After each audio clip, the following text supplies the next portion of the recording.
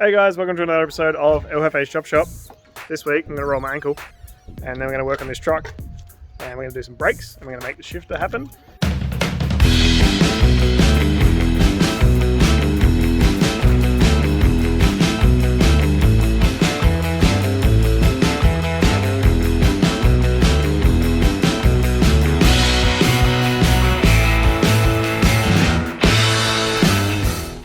Alright, so the next job for today is the shifter. So you saw in the last episode I swapped to this Trimatic shifter. It's much shorter, much longer, much taller, whatever. I made this bracket which isn't quite great. I do want to cut those off anyway, so that's fine. So I'll cut those off and then weld this up and make the shifter itself bolt to this guy, and then I'll make this guy bolt/weld to the car. So let's get into that. Alright, so the next job on the shifter is to cut these two little tangs off here, the overlapping ones, and put some corner braces in with a hole and a nutset for the shifter. So I'm going to do that, and I also need to put a plate back on here to make this a full square again.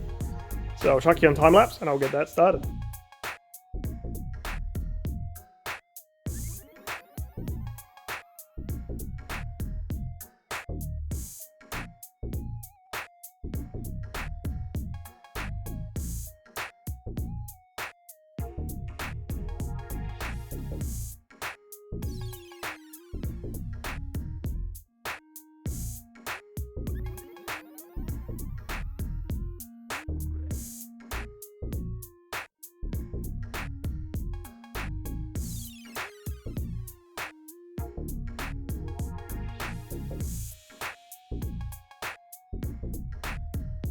Alright, I have finished the mount for now anyway.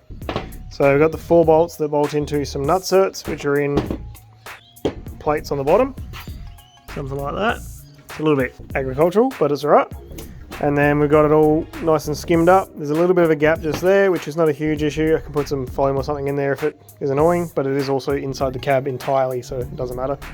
I put a longer bolt through the back and put a spring on it. My idea was because it's currently in first, and when you put it to second, it's going to still hold it back. But I realise now that when you put it into neutral, it'll just try and pull it back into third.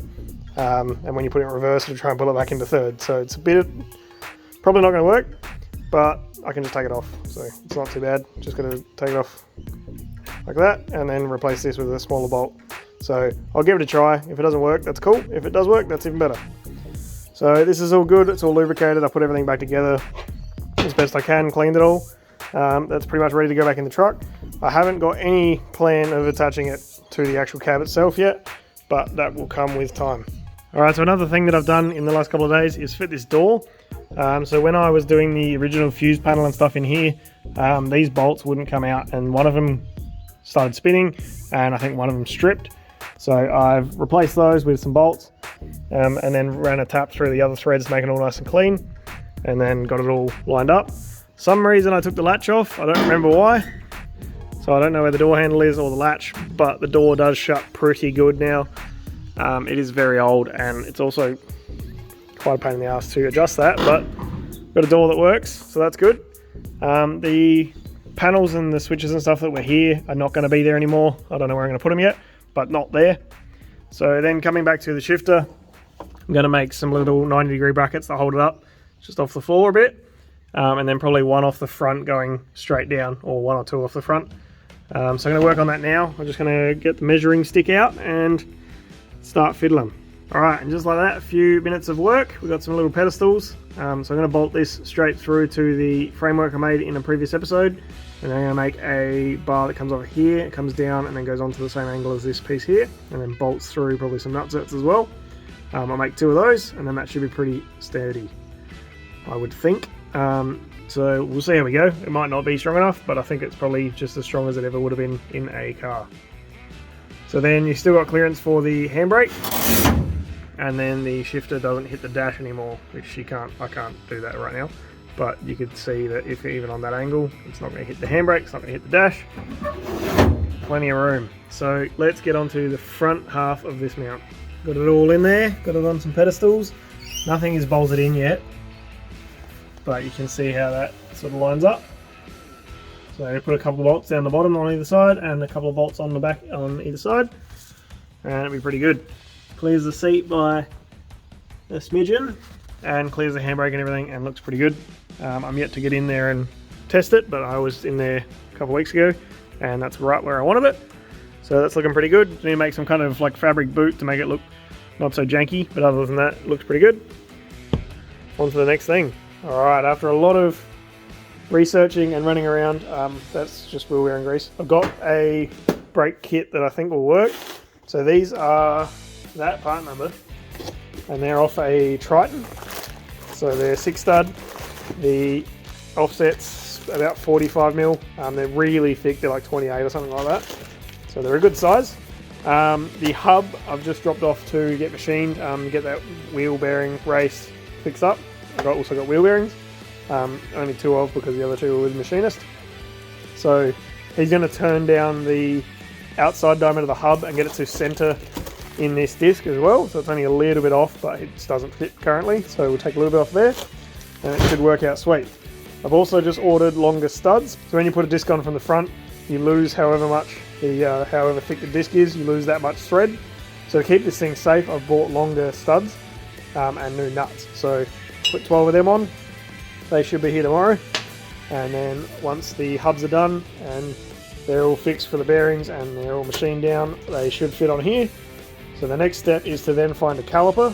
So I need to go inside in a minute and I'm going to look up the thickness of this and the thickness of all the other Commodores and Falcons and stuff, and see if I can find a caliper that will suit this thickness of rotor. And then I'm going to go to the wreckers tomorrow and look at those cars and hopefully find a caliper that's really thin, like this way on the front, so they don't poke too far past this hub. So we'll see how we go with that one. That's going to be a bit tricky, but hopefully there's a caliper out there that's pretty thin on the front and will take a thick disc and has a lot of stopping power on the back. So the original plan was a thinner rotor and a VS Commodore caliper, so that was going to work out really well. Unfortunately, the other rotor was a bolt-on from the back guy and didn't actually fit in the hub. It looked like it was going to, and everything measured out really well, and then when we actually got it in person, it didn't work. So had to kind of mix it up. So we've got these Triton rotors. Let's get some calipers tomorrow, and then we can start putting stuff back together. Alright, so yesterday I showed you the new disc brakes. Today I went and got some calipers. I went with VZ Commodore. So I was looking at the difference between VZ and BA Falcon. They look very, very similar, but the VZ seemed to be about 5mm narrower and a little bit smaller on the top. So I figured they were probably the best bet. Grabbed some brake lines also from a VZ and the banjo fittings and everything, all the bolts. So then I've just mocked it up in the wheel and it does clear. It doesn't actually sit on the rotor as much as it would if it was in a Commodore. So it doesn't sit like down on the rotor as much, which is a little bit not as good as I was hoping. I'm not sure why that is, but I'll have a bit of a better look in a minute. It does fit in the wheel, which is good. It looks like the this section here of the wheel may be touching the caliper, but I think it's going to be okay. May need a tiny little spacer. We'll see how we go. So I'm just waiting for the hubs to come back. I've just cleaned the stub axles. Both sides are all nice and clean, ready to go. So I'm just waiting on the hubs to come back. I've got new studs to go in, got new wheel nuts, got new bearings, got new brakes. So as soon as those hubs come back, I can jam it all together and try and make some brackets. Alright, so here we go. We've got the caliper on the disc. You can see this front half of the caliper is actually touching the disc, which is a bit annoying. So that's why it doesn't go on as far as it should. So technically if I mounted these on backwards, it would probably go on further, but I'm not going to do that obviously. So we're only using really probably the outside 30mm, which is probably still more than enough for this, but it's not as good as I'd hoped. But we'll run with it anyway and see how it works. The next thing on the list to talk about is the hubs. So they've been machined. This one was apparently fine on the inner bearing race. It had a little bit of goo, but it was fine.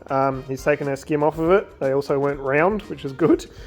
So that now fits into the back of the rotor, which is a Triton rotor. So that's all good. Thank you very much, Aiden. I'll show you what he's done on the other hub. He's worked his magic over here in this mess. So this is the one that was really chewed out. He's actually made a sleeve, which you can't really see, but it's about where my fingernail is. You can kind of see it on camera a bit better than you can in person. That little join there. So that's a sleeve that comes all the way down here and has a bit of a step on the bottom. So the bearing actually holds the sleeve in. and he's machined all that and made it all nice, and then he's also taken the edge off around there. So thank you very much, Aiden. He always has my back when it comes to machining random horrible projects I've come up with. So they're going to go on very shortly, and then I can start this brake conversion. I have done nothing. I cleaned the bench about halfway. It's been like 2 hours. My plans got derailed, so I had to go to the bearing shop to get some bearing retainer compound anyway. Aiden, the machinist, said to use this stuff just to ensure that what happened to this doesn't happen again. So shout out to Aiden. I will do it. I promise.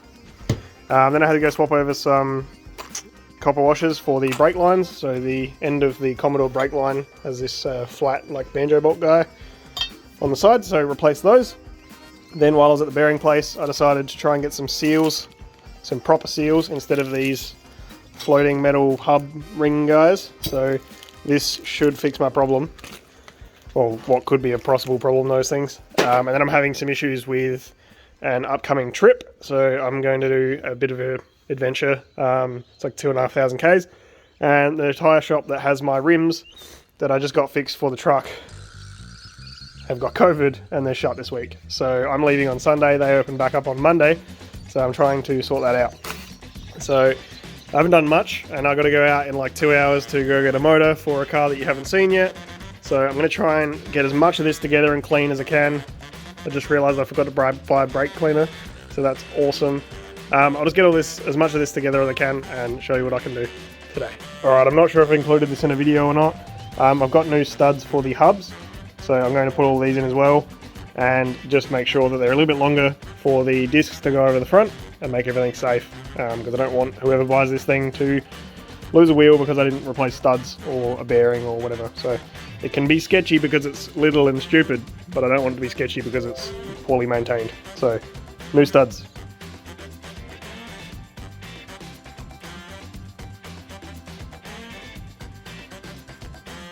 Alright, so I got both of the hubs cleaned here, and I'll just quickly put all these new studs in with the press. I will hyperlapse this one, but I've been using my phone trying to sort out the tyre issues. So I'll just show you how this fits on the disc brake, and then I will jump into the hyperlapse of that thing. So again, if you are buying this at some point, these are like MK Triton, so 2010-ish front discs, and they fit onto the Toyota hub. Alright, so we got the disc on. So if you are looking to buy this and replace stuff, and you're watching this in the future, these are MK Triton front discs, and they're for like a 2007, 2010. And Aiden, the magical master of machining, has made them center on the actual hub. So you'll have no issues with those things rattling around. And there's brand new studs fitted. So now I'm just going to put bearings and put them back on. I am, however, going to run out of time, so I'll just get the studs done on this thing and then probably call it a day.